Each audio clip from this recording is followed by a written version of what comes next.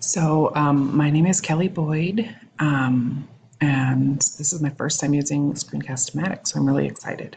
I'm also on vacation, and everybody is asleep in my house, and so I'm talking really quietly, so hopefully that mic picks everything up. After reading about the dispositions and thinking about the questions, this is sort of where I stand on it. A teacher's role in the classroom with regard to supporting learning,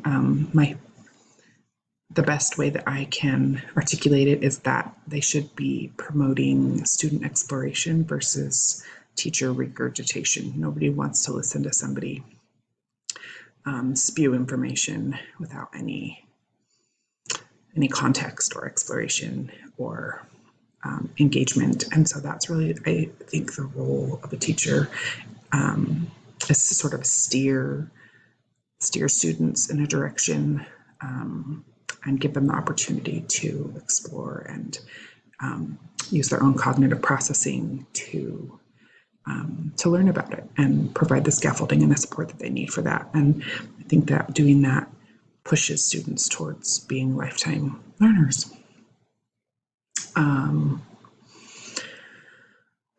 With regard to planning, improving planning and practice, something that I think is really important is that the teacher take the role as the instructional decision maker, making lots of observations and knowing as much as they can about their students and the curriculum to sort of adjust the way things are done for a class or for students based on, assessments and observations in the classroom, student needs, IEPs, those kinds of things. They should be the one to sort of alter that plan and readjust as necessary. As far as upholding professional expectations, I really believe in leading by example and walking the walk. And if students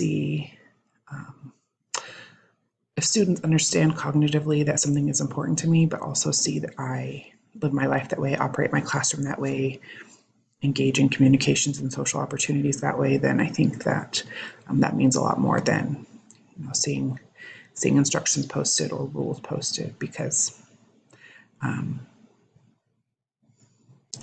put your money where your mouth is an age-old adage, but I think it really illustrates the value of what you do, meaning or making a difference. As far as collaborating and advancing the profession, I just really think it's about fostering partnerships, fostering partnerships with colleagues, with students, and with the community. Those are kind of a triad, I guess, and those partnerships bring about true educational experiences, and that really is like the apex of the profession. And so I think by working hard to foster those types of partnerships and encourage people to take ownership in their education, then you have the opportunity to really push the profession in a good direction. As far as sorry, I just had something pop up on my screen. As far as the dispositions that I feel like I have a good handle on them,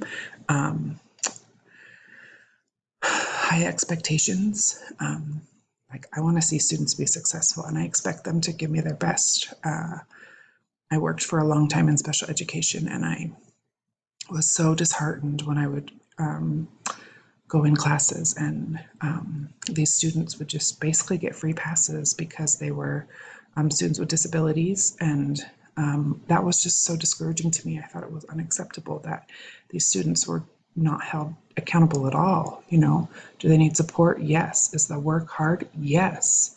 But if they can say, look, Mrs. Boyd, I looked at this last night and I don't understand it, and this is what I need help with, I'm inclined to give that student full credit for their homework because they made effort even though they weren't successful. And so I really expect effort because that's how students grow, and I like to see them grow.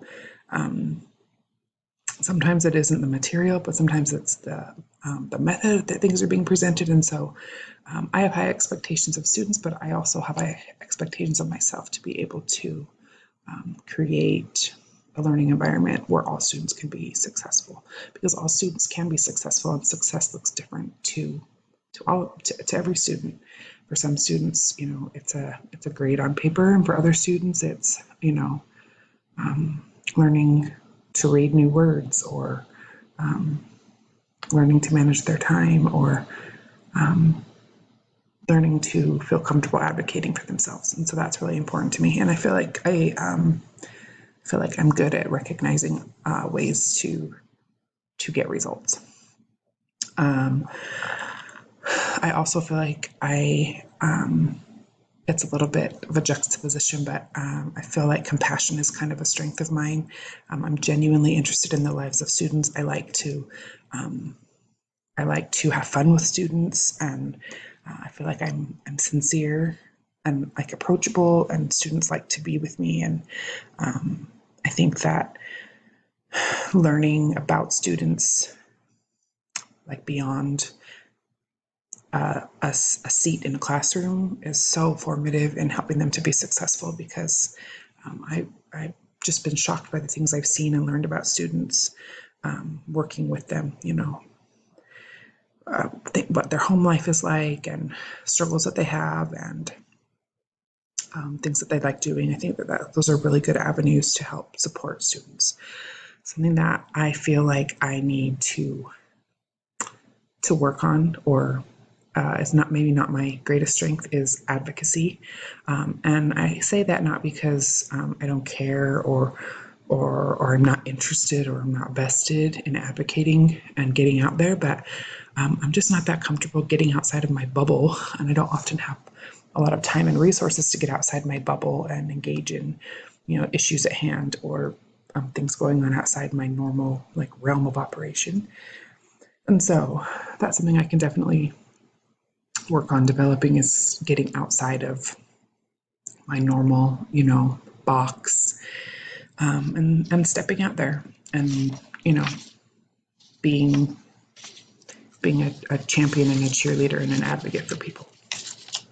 Question 3 about personal bias. Ideally, personal bias should have zero effect on teaching and learning, but I don't think that's necessarily a realistic expectation. However, based on the dispositions that we studied this week, if we can strive for respect, for diversity, and for fairness, and for compassion, and for being open to personal reflection and changing courses, and accepting new ideas, then I think we can, as teachers, really foster an environment, a classroom, a teaching opportunity that feels safe for everyone and open for everybody. Nobody's going to feel like opinions are crammed down their throats. Nobody's going to feel excluded. Nobody's going to feel, hopefully, and nobody's going to feel like they don't belong there. And so, even though I don't know that we can shoot for zero, like when we set it to Lopes, right?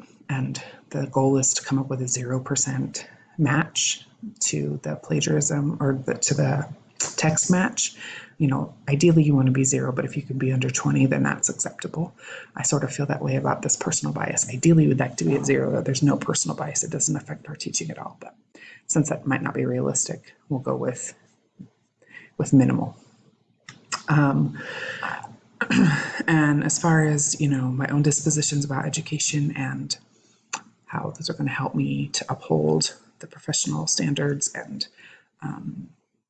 be, as a candidate for a credential and master's, and as a prospective teacher, two things that are really important to me, and I feel like I've maybe already touched on them a little bit, are number one, to expect the best, and because I think that helps me to see the best in other people, if that's what I'm looking for. But let me back up. I intend to practice what I preach across the board. And so if I have high expectations for my students, then, or if I if I expect the best from my students, then I will in return give them my best efforts, my best self, my best resources, my best, the best that I have to offer. And I think that everybody comes away a winner that way. And also, I just think it's really important to be a real person. Nobody likes to go and sit and interact with somebody that they just can't connect with at all. And so if I want to get to know about my students, I feel like it's important for me to share a little bit of myself as well. And I think that encourages students to feel comfortable to share and expand their reach, their scope, their social environment, and it fosters things like compassion and respect, and